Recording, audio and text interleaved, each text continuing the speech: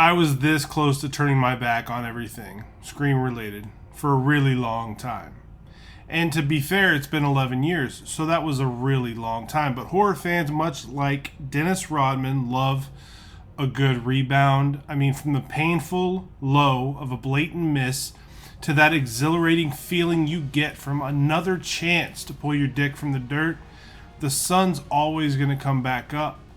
And I mean, look no further than Friday the 13th Part 5, A New Beginning, into Friday the 13th Part 6, Jason Lives. We went from a steaming, stinking, sweltering pile of Roy Burns to what I feel like is the most complete camp slasher of all time. One extreme to the other. As we sit here tonight, ready to answer that landline once more, after over a decade of banishment, can 2022's Scream, you heard me right, Scream, or Five Cream, there's a lot of different names for it, but we're going to call it Scream, its proper name. Can the 2022 version bring Ghostface and his love of games and gore back to the forefront of horror?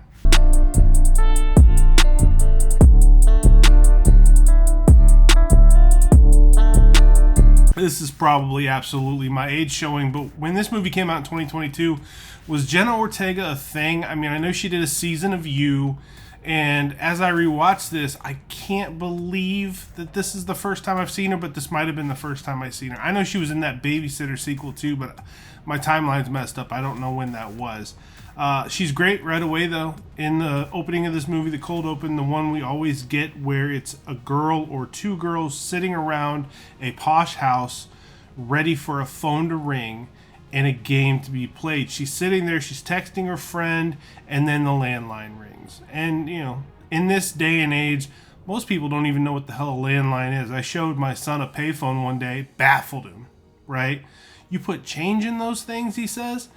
But Ghostface engages in a conversation with Tara, which is Jenna Ortega's character name, and he gets annoyed as the talk goes to elevated horror, and I feel that. But she gets spooked, Tara does, when she hangs up, she gets tired of this guy, and the phone starts ringing again, and then Amber, who she's texting with, tells her, you should answer that. How does the person she's texting know the phone's ringing again? This is how we find out that the killer has cloned Amber's phone and is actually standing outside Amber's window, tormenting Tara with this information, saying, if you don't play this game I have for you, I'm just going to off your friend right here, right now. Most of these cold opens, you know, they're tweaked with a little bit of technology, or there's just something. They add a little something to it to set it apart from the other ones. And this is the very same. I mean, they play the game, things go the way they go, and this girl is in danger, but she's got a app on her phone that automatically locks and arms her security, locks the doors, the whole shebang, right? This killer, though, hacks into the phone and is able to unlock those doors, so they go back and forth. And now, mind you, she's decided at one point in this cold open that she is going to go save her friend, opens the door, Ghostface is there, and she gets stabbed in the stomach.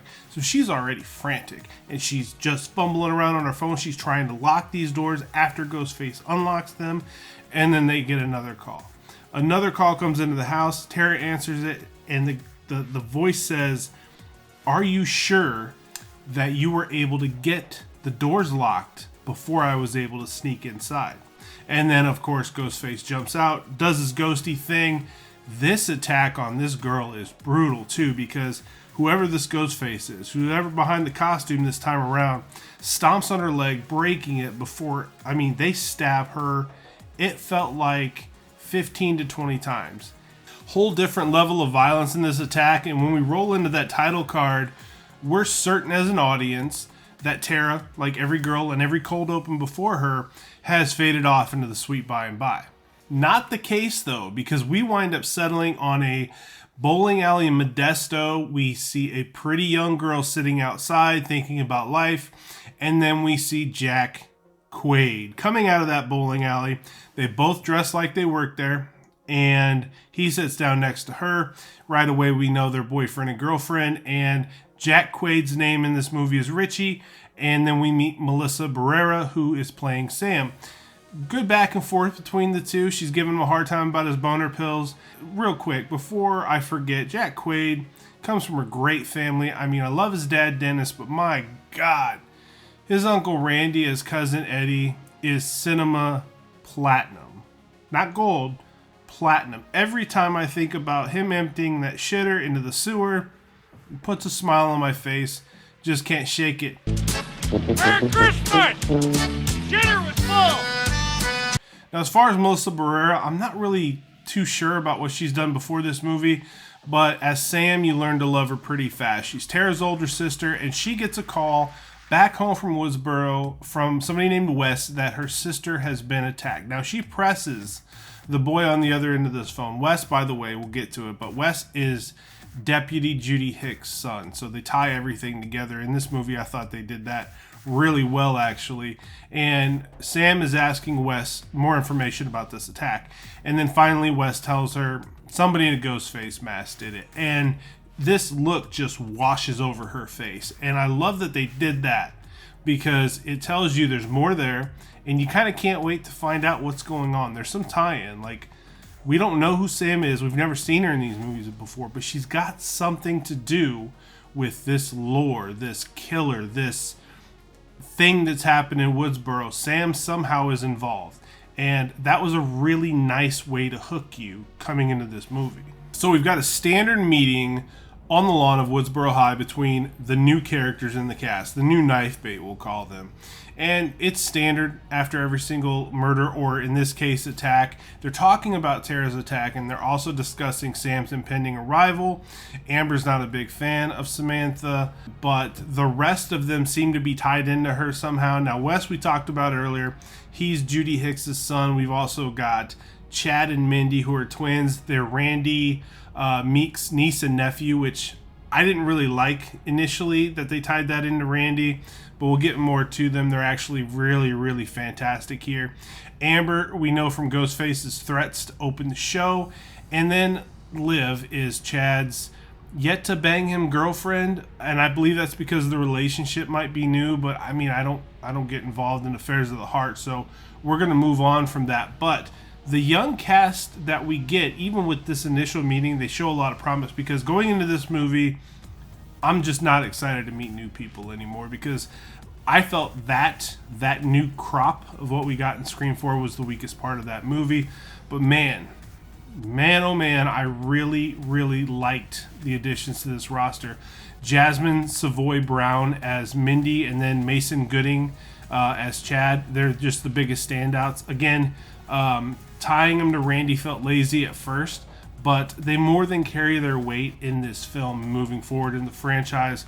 On top of that, I mean, Mikey Madison as Amber, I mean, she's an Academy Award-winning actress now, and she stands out here. You know, you see why she won an Academy Award, and even though she's got this bit part in this slasher film, she just draws you in. She's really, really solid.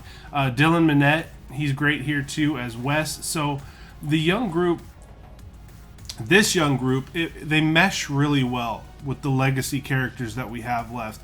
And it gives us something to look forward to in the future. Because of the history with Sam, the reunion in the hospital room with Tara is a little bit awkward. I mean, we know that Amber doesn't like her, but everybody else gives her a hug, warm welcomes. Everybody's civil. And then when they clear the room, except for Sam and Tara, you just see chemistry between those two. And you believe, as a viewer, that they're sisters. You know, there's that just connection. There's just that warmth between the two. And maybe it's just because they're both really good actresses, but I bought it, man. I really did, because Tara is playing up as, you know, she's got this strength when everybody's around. And then as soon as they're gone and it's just her and her sister, she falls apart. Talking about how scared she was, how brutal the attack was.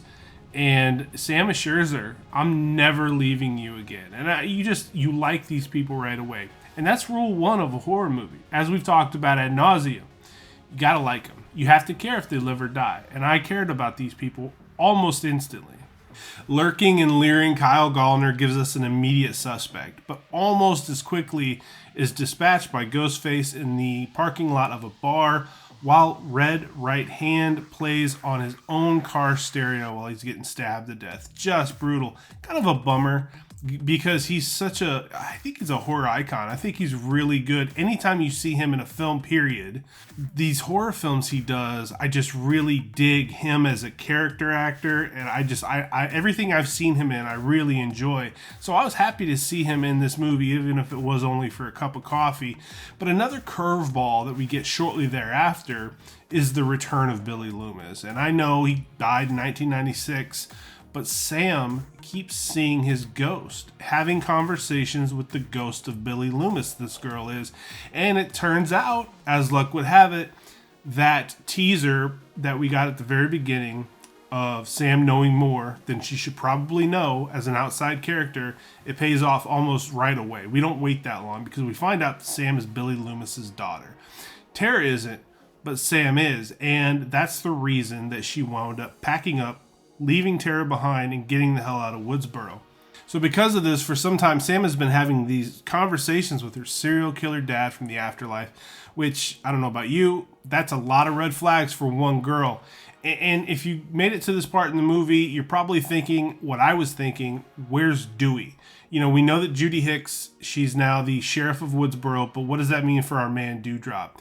And, you know, once Sam gets attacked in the hospital by Ghostface, which is an extremely bold move, I gotta say, she decides with Richie that it's time to look into getting help from somebody who's been through something like this before. That's where Dewey comes in. We wind up showing up at Dewey's trailer. He's down on his luck. He's got some serious, I don't even know if you call it 5 o'clock shadow. This dude looks haggard. In fact, Richie, they don't really hit it off when they first meet, and he calls him a shitty Sam Elliott. I laughed a lot harder at that joke than I probably should have. Love me some Sam Elliott, by the way, but... And when a man sticks a gun in your face, you got two choices. You can die or you can kill the motherfucker. Dewey gives them a couple minutes, entertains a conversation with them before quickly showing them the door so he can get back to his morning routine of watching Gail on whatever show she has in the mornings that she does from New York. And a real quick aside, if you guys don't mind, does it make sense to you for the killer to go after the final girl so early in the process? I mean, every single film, this sort of thing happens. And I thought the whole point, especially in the Scream movies, was to make this main target suffer by killing everybody that she knows and loves in her life. Family, friends. The plan for Ghostface is to take them out and make them watch before ultimately taking that person's life. Maybe Ghostface just can't help themselves. I get it. Impulse control is a real thing for us kids. I'm 45 years old. But you know what I'm talking about. Every single movie, and it never works out, thank God for us. But that would be great if they pulled a little swerve move and we thought one chick was the final girl only to find out it's another. That doesn't happen enough in horror movies, but that's just me going off on a rant. And it's really tough to see Dewey down on his luck. I hated it. In that trailer, alone, separated from Gail, I think it's goddamn adorable that he's sitting there and he's smiling to the TV, watching her on our morning show every single morning. Once he knows Ghostface is back, though, he sends her a text to let her know with a smiley face emoji, which I thought was weird but funny because it's Dewey. Everything he does is funny. Sydney gets a call, and we see Sydney. She's jogging. She's pushing a stroller. You're just immediately happy from the get-go. And they have a nice conversation because the chemistry between Dewey and Sydney in these movies has always been so good. Unfortunately for this film, they don't get a face-to-face. But he tells her, hey, this is happening again, but you need to stay put. She agrees. She's not going anywhere. She's got a family to look after now. Because the guy is a hero, because that's what he is. Dewey's a hero. He agrees he's going to help these kids. Initially, he sent them away, but Sydney said something to him on the phone, so I'm glad you're there to look after them. And that just activated him, put him into motion, and, you know, that's what he does. He helps people, and Gail said it perfectly towards the end of the film. But I did not expect to lose Dewey in this movie. They gave him a great scene to go out in. I just didn't want him to go out. You know, he's walking down the hallway after ushering Sam and Tara and Richie back into the elevator. He's walking towards Ghostface, who has been shot several times, but not in the head. So he's going to go back, finish this one off. He's reloading his 6-shooter. Love the sound of the empty shells made on the floor beneath his feet. And it was just when Ghostface got him, because cell phone rings right as he's getting ready to put a bullet in Ghostface's head. It's Gale. He looks down just for the briefest of seconds, and that's it. Dewey's gone. And Ghostface pays proper reverence to him when Ghostface kills him and says, "It's my honor." Still, broke my heart. Hated it. The rules for this one, as told by Mindy Meeks in honor of Uncle Randy, are that of a requel, which I didn't fully understand, but you have to have that type of scene in this movie. You have to have somebody explaining how they feel like things are going to go. It's just a staple of a Scream movie.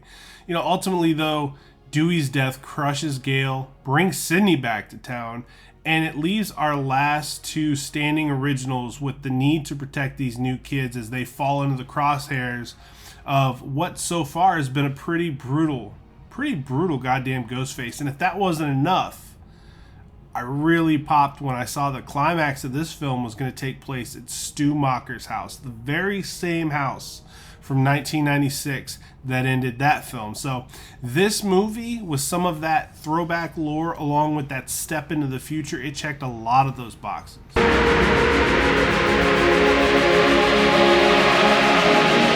So what did this film kill the fifth time around? What did this fifth Scream really do well? And I'm going to say pretty much everything. Every single thing. First off, cast is amazing. They're just so much fun. I mean, Mason Gooding as Chad would go on to be even better the next time around in this franchise. Spoiler alert, we'll get to that. But he also would spin off sort of in a very Scream-inspired Hard Eyes. I thought he was really strong in that movie. Love the guy. I thought he just brought an energy and a bit of a badass too, because listen, in this movie and in the next movie, he thumps some people around a little bit. Time to introduce him to Hobbs and Shaw. Just love that dude. His sister Mindy really does fill those Randy shoes quite well. She's a perfect smartass when one is needed. And that scene where she's watching Stab on the couch in Stu Macher's house, just like Randy was, and Ghostface is coming up behind her. I love it. I love the nods to the original film. There really isn't a weak link here, especially when it comes to our next sliver of supremacy. The killer reveal was awesome. It was absolutely tremendous, unconventional kind of in how Amber revealed herself as the first of the two killers, because they did go back to two killers in this one. She's sitting there amongst a room of panicked people, and then she shoots Liv through the forehead, announcing herself as one of the ghost faces. I mean, Amber was just phenomenal in this movie. She was just completely unhinged.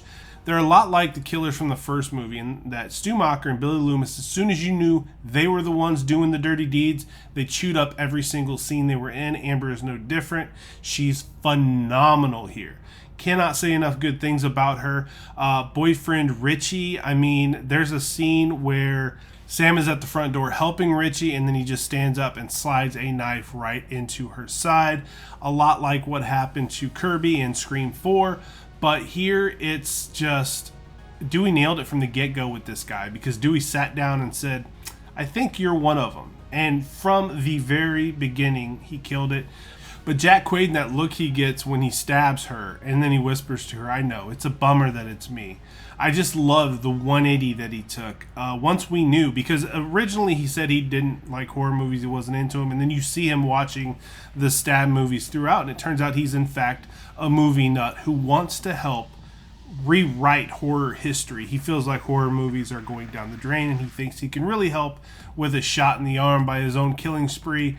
It was interesting to see, once you knew who the killers were and you knew who killed who throughout the film, it was interesting to see the different approach they took, because Amber was aggressive and erratic. I mean, she just stabbed like crazy, whereas Richie was just emotionless, very like when he has Wes pinned up against the door of their house, he slowly slides that knife into this poor kid's neck, and he watches as he does it. And he does not take his eyes off of Wes until Wes is gone. Cold as ice, man. I mean, these two were absolutely amazing ghost faces in this movie. Sydney's always great. I mean, she was only in this movie for a handful of moments, but they're always impactful. She's announcing her presence throughout the house before she's going door by door by door and putting a hole in each and every door. Could have been an issue if she wandered past the one that Tara had been duct taped and hidden in, but we won't sweat that because it didn't happen. And then there's Gail and Dewey, always a strong point of any movie they're in together. They have an interaction here that it's perfect. It's just perfect because these are people who have been through it. They've been through the worst of the worst, and they've been through the best too. They've been together, they've loved each other, and they keep trying no matter what. It just killed me though when he was texting her about warning her about Ghostface being back, and he started to type "I still," which I would assume he was going to finish shit with "I still love you" before he erased it. He has so many scars, not only on his body from being stabbed, but he was just a wounded guy at this point in the film. And he was just so good in all 5 of the movies we had him in. Their love felt real and tried. And I hate that I'll never get to see that in a Scream movie again.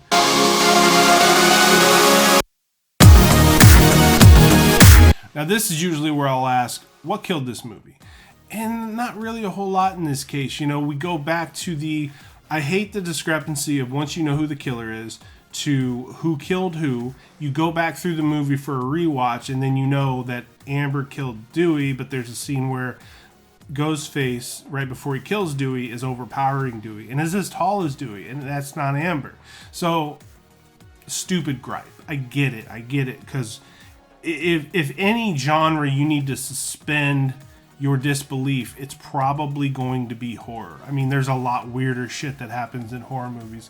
Also, these characters are tough as nails. Some of these guys get stabbed 6 or 7 times, and they live to tell the story. Now, it happens a lot in this movie. We'll get into one other movie here real soon where it happens a whole lot. But I'm glad that they lived, but it's sort of tough to believe that consistently we're going to have this large of a group of final guys and gals moving on to the next one. I like it, but come on. This is a 9 out of 10. I mean, I love this one, and the fact that they were able to come back from really their only miss 11 years prior this strong, it says a lot about the franchise. It says a lot about the people that got involved in this movie. Bringing in a new group like they did that can grow and progress with this franchise and really take the torch from now the surviving Nev Campbell and Courtney Cox. It's awesome. It's an awesome thing that they were able to pull off, and they can do it, this new cast, without really overshadowing one another. Just as 1996's Scream breathed new life into the horror genre, I say it all the time, I'm a broken record if nothing else. This movie really kept the heart beating in this franchise, and I cannot say enough good things about it. If you like this movie, Scream 5 Cream, whatever you want to call it, if you like 2022 Scream, let me know. Let's talk about it. Comment on the video, like the video. Think about subscribing to the channel. Do all those things that I'm routinely pleading about. And hopefully we'll get together real soon and talk about Scream 6 because we've got Scream 7 on the horizon. Got to get these in. So meet me back here. Let's talk about what happens when Ghostface follows the core 4 to New York. And I look forward to it. This is Aging Gracefully. I'm Matthew Essex. Thanks for hanging out. See you on the other side.